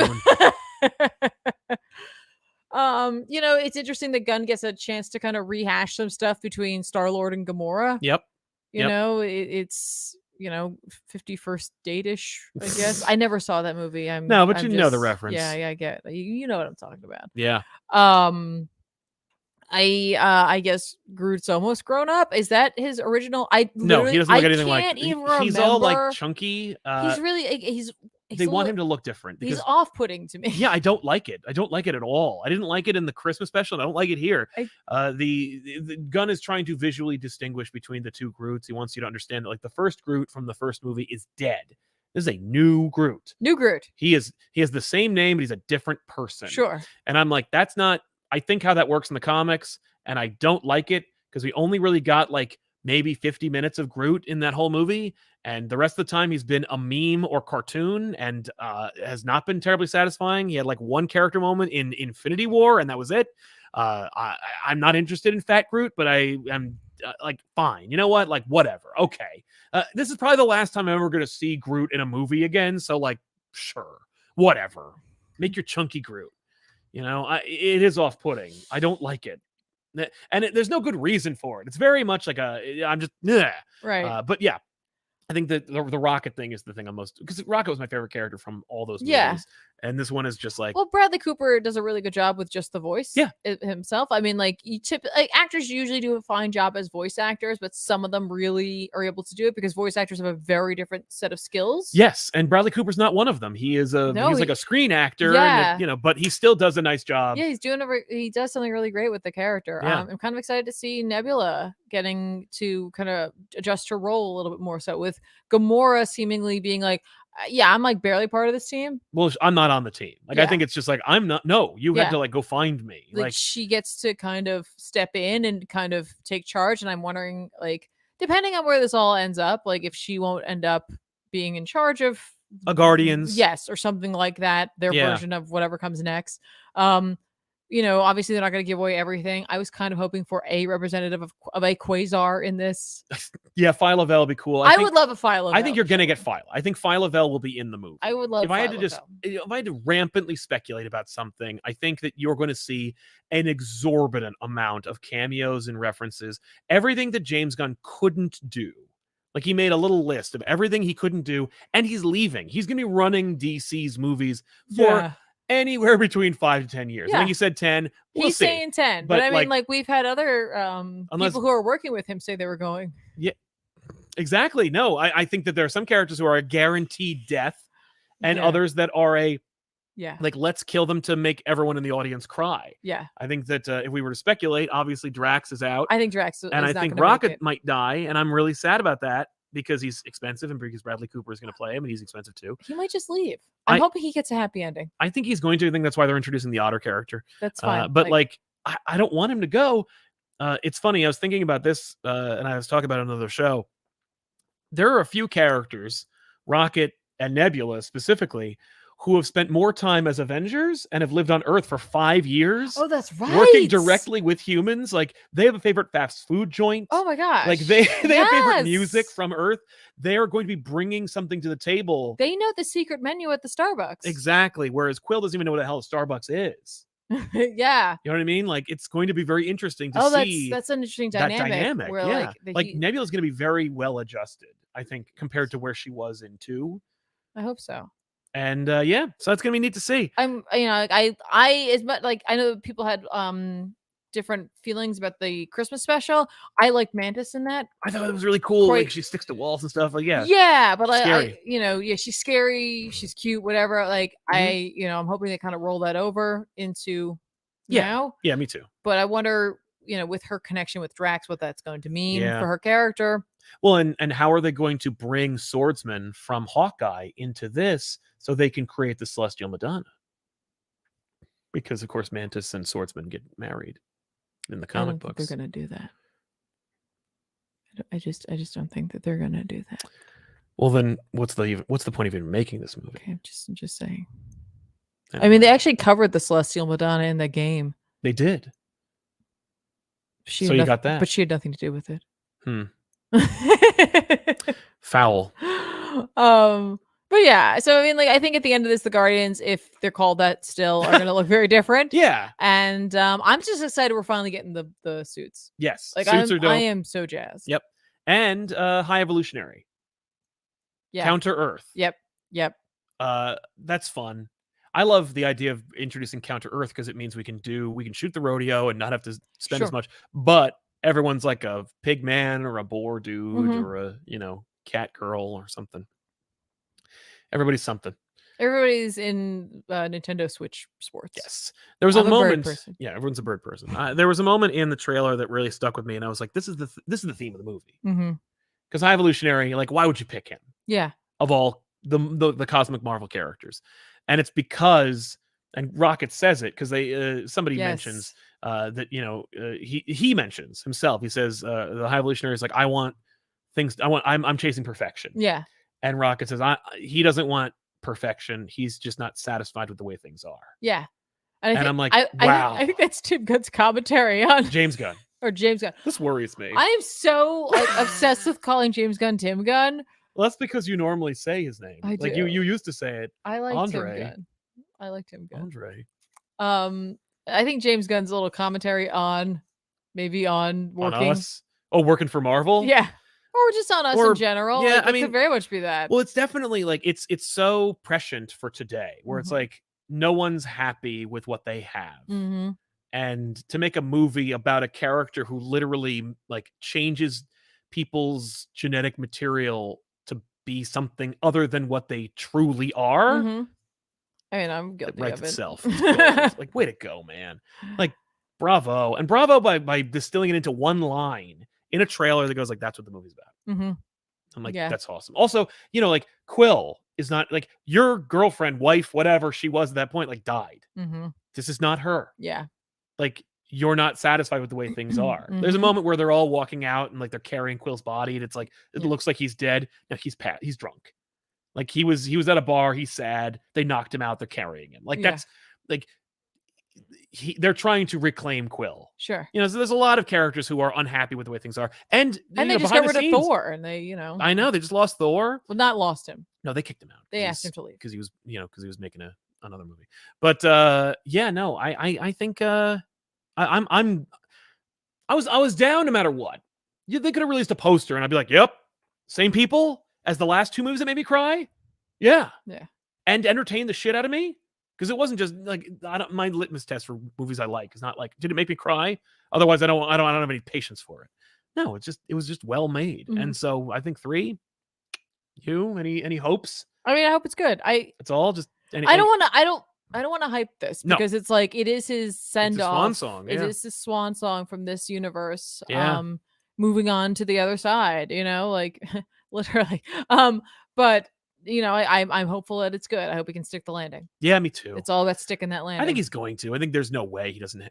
I think that out of all of the movies, out of all the franchises, because the thing is, like, people talk about Marvel's a franchise, but like, Die Hard's a franchise. That's just 4 movies and one mistake. And but all these movies are their own. Like Thor is a franchise. Iron Man was a franchise. Like, and Marvel is an umbrella franchise. There are a few like that out there that are just like, no, we make franchises that are all part of the same one franchise. Guardians is one of the few that's going to be allowed to end. Yeah. Iron Man kind of ends, but like he doesn't end in his own movie. No. The Guardians are going to get their own movie to end. Yep. Whether we like repackage it as Starjammers or we call them, whatever, like, that's fine. That's to be determined. We'll see. Cosmic Defenders. I want the Starjammers, and I think we're going to get them. I think Corsair's going to be in this movie.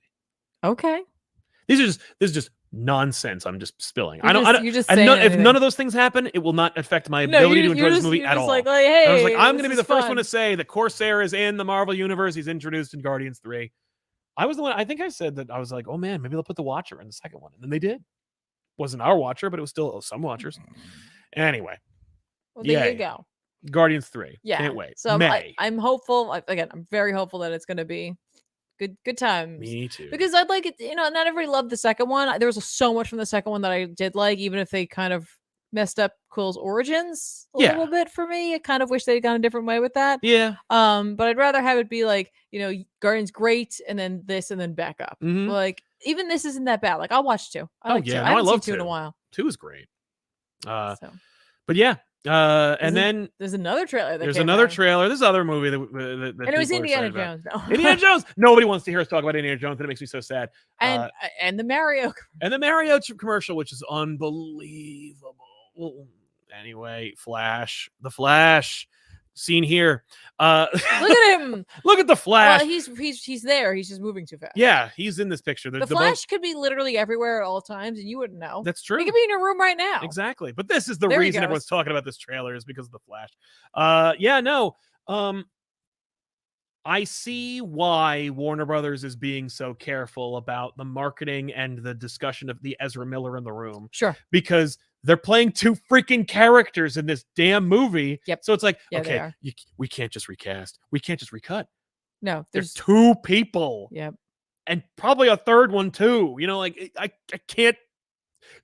We're screwed. Okay, it doesn't hurt that like the movie apparently is very good. The trailers, I think, pretty dope. Like I think it was the right energy for what they were facing. Yes. I think whoever cut that trailer, well done. Yes. Because you had a monumental task, and it was to make it apparent that this was like a transitionary film, but also to make sure you got people excited no matter how they felt about it. Exactly. Because you got the people who are mad about the Ezra Miller situation. Yep. You have people who are mad about the end of the potential for any sort of Snyder anything connection. Yeah. Like, and then you have the people who are just like, don't care. Right. And well, then you have everybody who saw Avatar 2. You know, people who don't know about Ezra, don't even know Ezra Miller's name. Yeah, you know, they're just like, I'm just one. I think that they did their best to make it seem exciting and try to make it comprehensible. Absolutely. Yeah. I wasn't blown away by it. That's personally, interesting. but like I also didn't have I don't want to act like because we just talked about the Marvel trailer that also didn't like blow me away either. I was just like, cool. Yeah. Like, yeah, there are a few things that I want to point out. Blue Batman, for example. Oh, is that what that was? Yeah. Oh. Yeah, Affleck wearing a blue Batman suit. Interesting. I think that was just them going for broke. They're like, okay, why not? You're never going to see blue Batman. Yeah. Affleck is never going to be Batman again. Let's do it. Like, let's make it happen. Mm-hmm. But, you know, but they're all details. They're all just little. They're not about the story. And I think that what's really strong about this is that the movie is at the core about Barry. Yeah. Like it is a Flash movie. Yep. And I think people are gonna be very disappointed when they find out how much Keaton is in this movie. But like, you know what I mean? You gotta show it. You got him, and like I said, like for this trailer cut, you need to show that. And I'm glad they did because like maybe he's in it a lot. Like maybe there's a lot of him. I don't like hope there is, but it's more like I don't know what to expect or hope for from this movie. Mm-hmm. But I am excited that the movie is like going wherever it needs to go to do it. Clearly, it's also the problem is it needs to do a lot of things. It was trying to do things before the new things took place. So like this movie originally needed to cut Cavill out, cut Affleck out. Mm-hmm. And those are two of the most beloved things about the Snyderverse for most people. Mm-hmm. So if you're going to do that, how do you make people not hate you? Well, you replace them with the most beloved Batman on screen. So you replace your 50-year-old Batman with a 70-year-old Batman, because that was the plan, was going to be bringing Keaton. He was going to be the default Batman of this universe, which like, okay. I mean, if you made it like you're doing Batman Beyond and you take Terry and you bring him into the modern age, I guess that works. I don't think they were going to do that. No, I'm sure they weren't, but I'm just saying. Because he was Batman in the Batgirl movie. I'm just, if they wanted to. Yeah. Oh, I know that I think there was discussion about it, or at the very least, certainly people were speculating on him being the Batman beyond Bruce Wayne. Right. But they had to do a lot of work, and now none of it is happening. So like, get Cavill out, replace Cavill with Supergirl, this new Supergirl, Mm-hmm. who's getting the Superman Flashpoint origin. Right.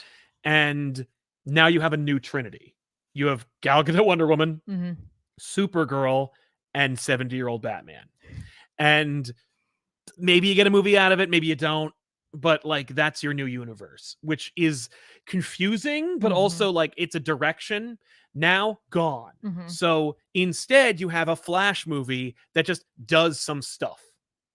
Like, there's some window dressing that involves a 70-year-old Batman and a Supergirl and like maybe Wonder Woman and Ben Affleck Batman. And he's gonna like, he's gonna run into a thing. Mm-hmm. And then it's gonna fade white, and they're gonna go like, see you next movie. This movie definitely was gonna end with like Keaton Batman and like someone else, maybe Supergirl. I know that I heard they had reshot the ending and put Cavill back in, but then had to cut that back out because he's actually not in. And so like there's a lot of meta watching, and I they should make not a book like a long wordy book, but like a picture book, like the Justice League Mortal movie by George Reeves, and they should make like that. I want to see that book. It tells me what this was gonna be and what the plan was, and with art and stuff, so that I could like just make sense of it all. Sure. Because it's going to be a hoot to see all the cracks and seams, like going to see like Spider-Man Turn Off the Dark, like, oh man, is someone gonna die tonight? Let's go. That's the kind of experience that I think a lot of people are going to get from watching this movie. The fact that people are saying it's good means that I guess that the editors did a good job. Definitely. No, they had a lot of work. Huge weight. They had work cut out for them to make this. So you don't think we're getting any Eobard Thawne here? No, I don't. I think it's actually going to be much worse than Thawne. I think we're getting like not Thawne. I think we're getting like half measure Thawne. I don't think we're getting future Flash fanboy. I think we're getting like, evil Flash. Okay. Or like desperate Flash or He's not something wearing like a that. goatee. I know. Are they? It's a mess. But the movie, yeah.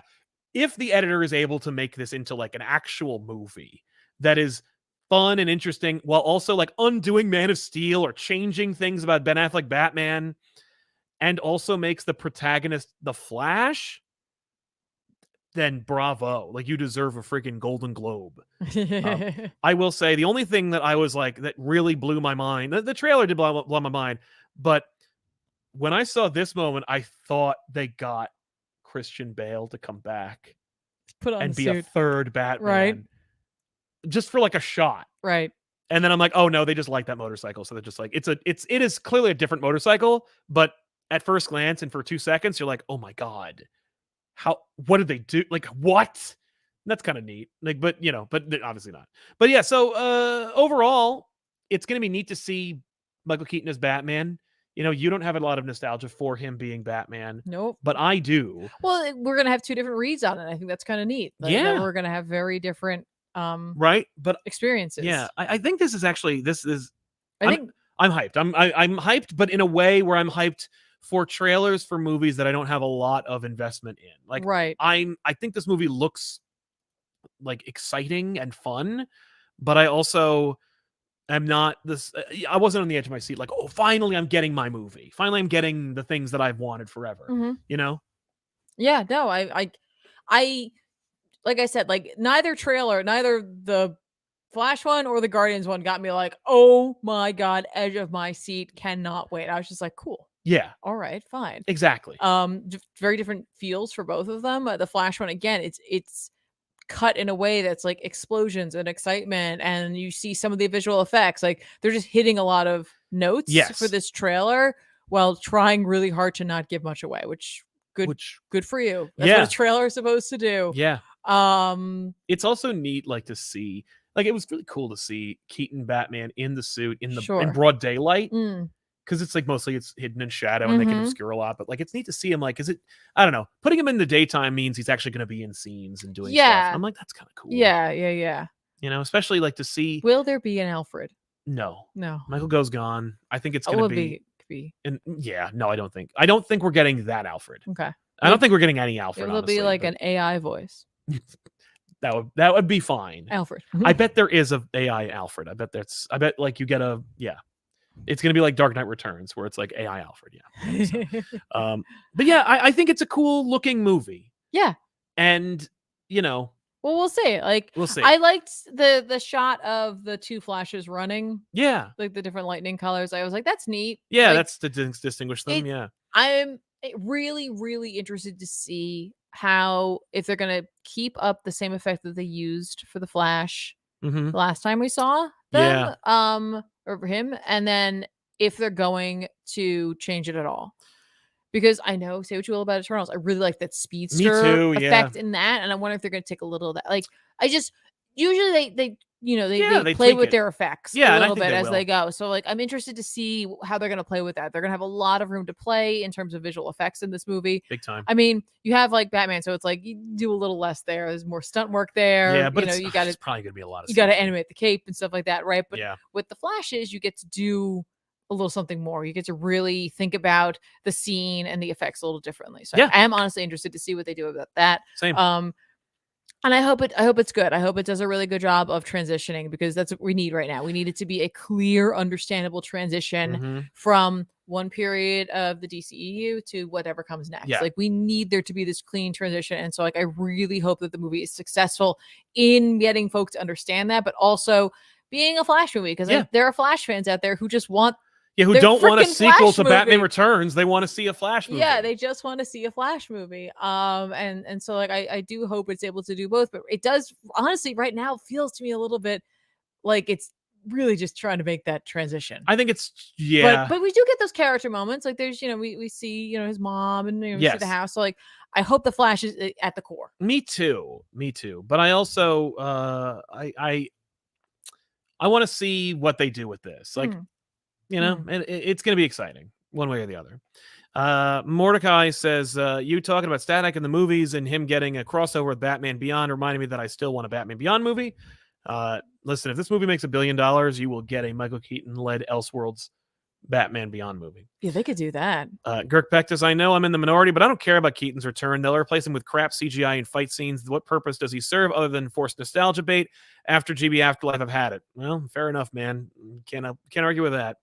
But see the movie, don't see the movie, whatever. Sometimes they do instead of doing just CG, like they'll do like a body double. Yeah. And then It looks like CG in these, but I like think it so. it's It could be previous. both. Movie comes out soon, so Is it? yeah, I think it's June. Okay. Ali Al Ziadia says, from what I understand, Supergirl, Batgirl, and Wonder Woman would have been the Trinity, and Keaton would have been a Batman Beyond mentor for Barbara. There you go. It's not a movie I would have wanted to see, but fair enough. He also goes on, Girk Peck says, will you play Hogwarts after Midnight Suns? I would understand either way. I love the game. I can separate art from artist. Hope I don't sound like a troll. No, there's no troll there. I get you. There's a lot of question about that game. My plan is not to do that. My plan though is if I am ever able to actually finish Midnight Suns, I really want to play God of War. Yeah. Ragnarok. I've had it sitting sealed up. I ordered it, and it's just been calling out my name. But too many superhero games came out right around it, so I feel like beholden I need to play those first. I'd really like to jump into God of War though. Yeah. I gotta find out, man. Yeah. Kratos. Daniel, longtime listener, first time chatter, just had my first kid, and your videos have helped me through the long nights of first time parenting. Keep up the great work. Congratulations, Daniel. Congratulations. Thanks for being here, and man. Glad we can be keeping you company. Exactly. It's a long, it feels long, but it's not. So, yeah, enjoy it. Enjoy it if you can, or at the very least, stay awake. Yes. So let's jump into some recommendations for comics that are coming out that we think you should check out. Yes, let's do that. Batman Spawn Unplugged #1 is coming out. It's a pencils and inks only version. No colors of the first issue. That's going to be great. I think so too. Ooh. Yeah.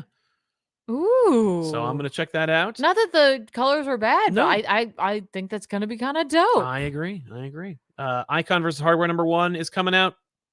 I'll probably check that out at some point, if not next week, but certainly soon enough. What was the other thing? Oh, Danger Street #3 is coming out. I read the second issue and I enjoyed it. I don't know if I enjoyed it more, but we'll see. Spider-Man: The Lost Hunt #4 is out, and if you hate what's going on with Spider-Man, then you should be reading these books. I have always maintained that if you are really dissatisfied with the way things are with Spider-Man, if you support the other book, the alternative book they give you, and that book outsells the main book, they turn the supporting book into the main book. Marvel only goes where the money is. They don't. They are as creatively bankrupt as they can. Sad statement. Like they don't care. But I know you're not wrong. Thank you. But I hate that. I'm trying to scroll ahead while you're finishing up so that I'm not totally right. Well, that's all I'm recommending. Oh, okay. Well, and while you're getting the books, you can look at the TV. You can look at the monitor. I will look at the monitor. But I should mention that Crap. I saw a thing in the new Spider-Man issue. I know Joe Kelly wrote it, and the Dodsons drew it, and it looks nice. I didn't want to recommend it because I don't support the series, and I did read it, or at least I read the first couple. Yeah, I read it, and I can tell you that I not even Joe Kelly could save that series. It was, you know, it was a cute concept. They go on a Spider-Man and Pete and Felicia go on like a little like romantic skiing getaway, and they bump into Paul and Mary Jane. Shenanigans ensue. There's no joy. Plus, the editors did a really slimy thing where they put a little note in the front where they're like, "Oh, Mary Jane married that Paul guy. Oh yeah, no, they're married. So that's enough." But like, you let the story reveal that. You let the story tell you that, but he's like, no. Oh, I don't care for that. And I'm just like, that was really scummy. And it really soured me on that book, but also like, I don't like, I'm done. There's a new Spider-Verse book from Dan Slott. Like, I'm going to read that, no, I'm good. There are enough books out there. We don't need Spider-Man to keep this show going, Okay. But yeah. So here are my books. What do you X-Men recommend? number 19 is coming out. Finally. Definitely. Feels like it took forever for this book to come out. No. There was one that was tied into, was it AXE? And then there was another one, I thought. I don't know. Yeah. Well, there was an annual. The annual came out. Yeah. That's what it was. This is the Brood. We're getting into it. There's going to be like this whole thing with Captain Marvel. So I might have to jump into Captain Marvel for a little bit as they deal with the Brood showing up. It's written by Jerry Duggan with art by Stefano Caselli. Yeah. Wolverine number 30. This is where Ben Percy has decided we're going to learn more about Beast. So I'm definitely going to be reading this. They're saying the Beast agenda is revealed. Doesn't hurt that you've been reading Wolverine on and off. I've been on and off. For 30 issues. I've been popping in here and there, just every once in a while, catching up. Listen, I don't know what the Wolverine or the Beast agenda is, but I feel like it's being a jerk. Yeah. The agenda has been douche it up. Yeah. Written by Ben Percy with art by Juan Jose Rip. He's great. Is very good. Very good. So there's nothing wrong with that. We had a Kubert on there for a bit, but you know what? Like, it's okay. Yeah. This is gonna be great. Rip it up. Nightcrawlers number 1, written by Cy Spurrier with Paco Medina on art as well. Sweet. So Medina also did Storm and the Brotherhood, and now we're getting him on Nightcrawlers. I wonder who's going to be doing Immortal X-Men. I don't know. This is going to be part of that Sins of Sinister thing. So technically, I guess you could skip it if you don't want to read about the Sins of Sinister. If you're not reading Sins of Sinister, don't grab this. If you love Cy Spurrier like I do, definitely grab this. But just know it's in like some alternate future. Yeah. That like you may or may not ever see again. It's Age of Apocalypse. We're doing something. Exactly. I'm going to come back to the other thing as I check to see if there's anything else that is coming. Oh, I forgot Murder World Moon Knight's coming out. That's literally like part 3 or 4 of Murder World. It's a great series. Jim Zub, Ray Fox, Luca Pizzari. If you haven't already been reading Murder World, it's fun. It's a very different kind of series, and you should be checking it out. Excellent. That Icon versus Hardware number 1 we mentioned earlier. I just want to point that out. Is it this week that the new White Saviors is coming out? Yes, it's this week that White Savior number 2 comes out. There it is. So it's from Dark Horse. If you want to jump in on that, Sal spoke to the creators at the beginning of this show. That's true. Great sort of like parody, comic-y, like funny. Yeah, it's like it's also almost like a coming of age, or it's about a guy who doesn't really do much with his life. So maybe he's relatable for at least one of us, and it's me. And he ends up going back in time and being in feudal Japan, right? Like having to and knowing the story anecdotally from his grandfather about like where this clan is going to end up in the ground. I also want to just give. I'm not really reading Marauders, but I do want to just mention that Marauders number 11 is coming out, and the cover's pretty cool. Additionally, Swamp Thing Green Hell number 2 is coming out. Well, Green Hell froze over because this book is finally out. The last issue came out December 28th, 2021. Oh my god. I don't know what happened. I haven't read anything on it. I think there's an article somewhere about what was going on. But you might want to go dig up your issue 1 if you're interested in this series and refresh your memory. I remember. Didn't they reprint the first issue recently? I think I don't know. Maybe. I remember some of it pretty vividly. This is written by Jeff Lemire with art by Doug Mank. I always call it Mankey, but that's only because of the Pokemon That's in just me. because of the Pokemon. But yeah, so if you have been waiting for Swamp Thing Green Hell, it is finally coming back. Tomorrow. I think it's only 3 issues. Yeah, it's 3. So hopefully the next one, I think the other one supposedly is May. Maybe. I thought I read that somewhere. Maybe it'll be earlier than that. Oh, March 21st. March. Okay, hey, even better. So you can go check that out if you remember that it's coming out. Hopefully, if you have it on your pull list, you'll be like, "What the heck is this? Yeah, you'd be like, what? What the green hell is this?" Okay, there you go. There was a death in the family of the artist, but this always comes back to the how much should a creative team get a head start? Yeah. I don't know. Yeah. But yeah, that's been a long time coming. I didn't realize how long. I thought it had been early 2022. Right? That was what I thought had happened. Yeah, but you looked it up. I did look it up, but I was like, and it kind of was. It's right at the end of 2021. Yeah. But it's 2023. I know.